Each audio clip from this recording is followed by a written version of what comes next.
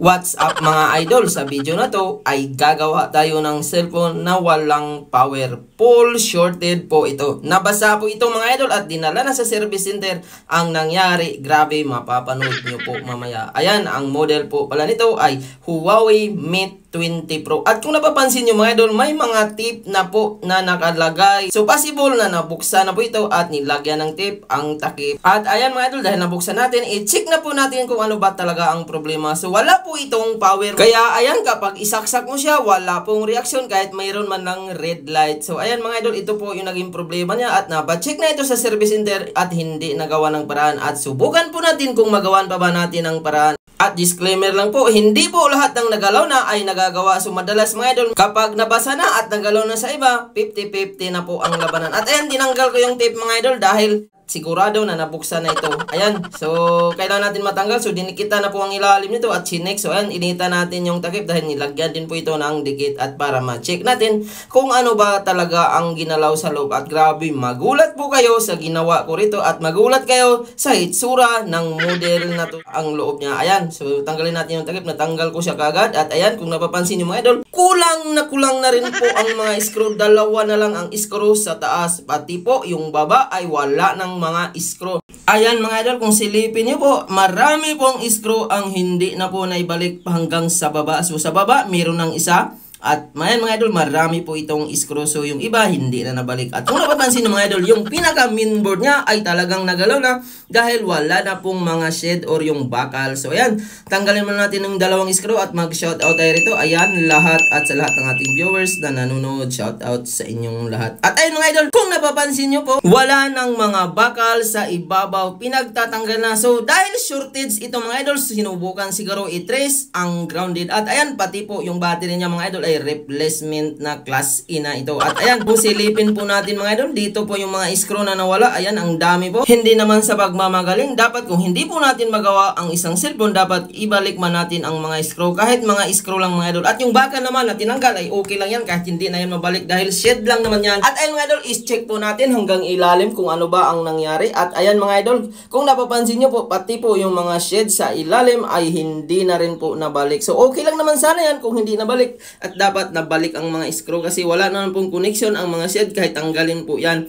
At ayun mga idol, pati po yung dito banda sa ilalim niya ay may IC pa yan. So, tiningnan ko po, may nagpagawa po sa akin sa araw na to at tiningnan ko ay may bakal pa po yan at merong IC. So, tinanggal na rin po at hindi na binalik. At ayan, i-check po natin kung saan ba talaga ang problema. At una natin gagawin, testiran muna natin ang motherboard. At kung napapansin nyo mga idol, kabilaan po ang palo niya. Ayan, so sa kabila, dapat hindi na yan papalo at pumalo pa rin. So, ibig sabihin, grounded ang motherboard. So, possible kaya tinanggal ang mga shed or bakal dahil sinubok i-trace ang grounded. Dahil madalas mga idol kapag grounded ay may mga parts na umiinit. At dito mga idol, wala po talagang umiinit na pyesa. At ayan mga idol, tingnan po natin kung saan ba ang problema at may logic po sa paggawa nito. At ayan, dahil nabasa ito at nilinis na, may mga kalawang pa rin na maliliit mga idol. So, hindi ko na po nilinisan ito dahil nalinisan na. At meron talagang mga kalawang sa mga pyesa na maliliit. So, ayan, pati banda dyan sa flashlight ay may kalawang na at hindi napansin ng gumawa nito ang problema. So, madalas ito mga idol, ituro ko po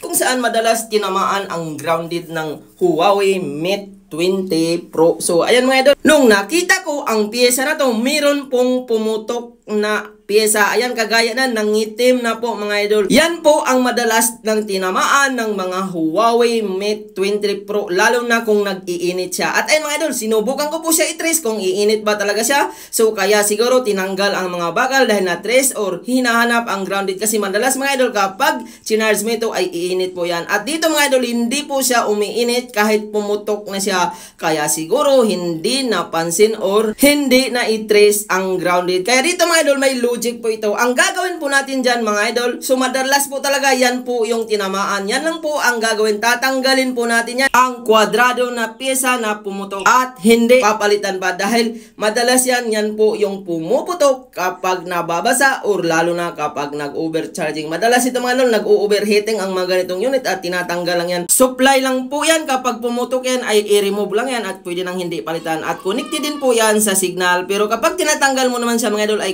wala po pong maging problema sa signal, normal pa rin. So ayan, ang ginawa natin mga idol, 350 head temperature at tinanggal ko siya at tingnan natin kung mabuhay ito at siguro kung napansin ito nung gumawa ay possible na maayos niya ito. At ayan mga idol, tingnan natin. So yan po yung pumutok, yung kwadrado na piyesa na yan. Ayan, i-test natin. So linisan muna natin para maganda naman ang ating pagkagawa. Gamit po natin ay lacquer thinner. So ayan mga idol, tinanggal ko lang po siya at hindi ko na siya pinalitan kasi madalas yan mga idol, pumuputok yan kahit palitan mo yan kapag na-overcharging. So madalas ito mga idol, P20, P20 Pro. Ayan, Mate 20 Pro, madalas yan po yung tinatamaan. At after po natin natanggal ang kwadrado na sunog na piyesa, ayan mga idol, kung napapansin niyo po, i-test natin. Unang tester natin may palo, sa pangalawang palo dapat hindi na yan papalo. At ayun mga idol, normal na po ang motherboard. So ito lang talaga ang problema niya. So nahirapan siguro mag-trace ang gumawa nito. So kung napansin niya ito, mga idol, sana nagawa na niya ito at natanggal ang grounded. At possible mga idol na buhay na ito at sana hindi nadamay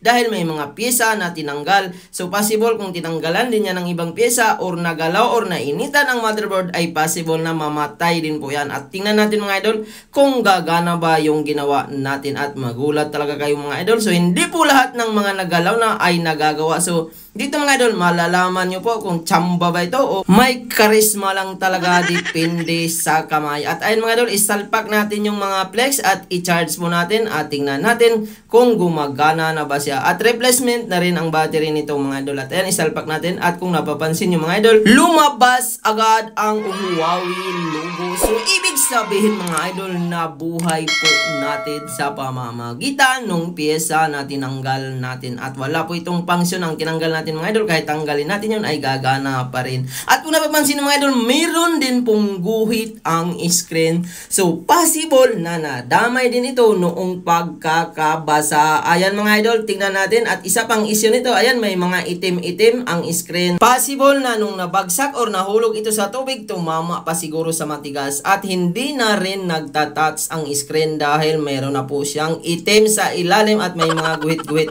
So may tama din po ang LCD na buhay na sana natin mga idol. Yun nga lang, hindi rin ito magamit dahil may kamahalan po ang LCD nito. At nasubukan ko ito mga idol, ayan, nagcha-charge po siya. Sinubukan ko na ito ng ibang LCD mga idol at gumana, nagta-touch po siya. So possible na nasa LCD rin ang tama. Ayan mga idol, meron na kasi siyang itim at may mga line-line na. At sinubukan ko rin siya lagyan ng SIM card kung may signal pa ba ito dahil banda sa signal po ang tinanggal natin. Ayan mga idol, para maging transparent ako sa inyo.